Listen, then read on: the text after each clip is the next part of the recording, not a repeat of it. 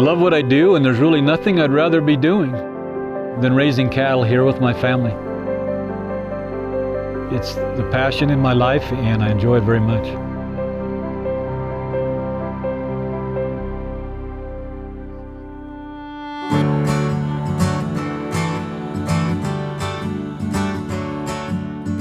My name is Steve Boies. My family has been on this particular ranch since 1945. And Robin, my wife, and I have been ranching here for over 40 years. This ranch is interesting because I tell people it's bigger than the small ones and smaller than the big ones, but it's never without family members being involved in the day-to-day work.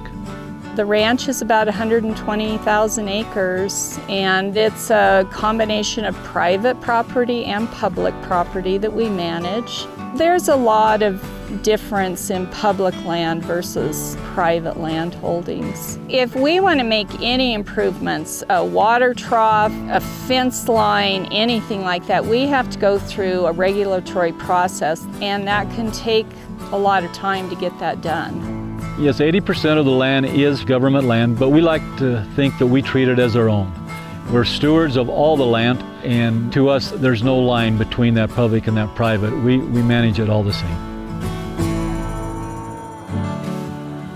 25 years ago, it was obvious we needed to make some changes. It wasn't working on the land, and it wasn't working financially. My wife attended a savory class and listened to Alan Savory. It really did open our minds to how beneficial cattle could be to the land if managed properly. It made us think about things very differently. Nothing was getting any kind of rest. There weren't the fences to control the cattle. And so there was a real paradigm shift that had to happen.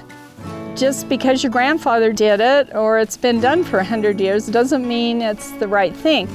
We had to build fences, and probably even more important was we installed a lot of water projects that allows us to manage our cattle and rotate the cattle the way we need to.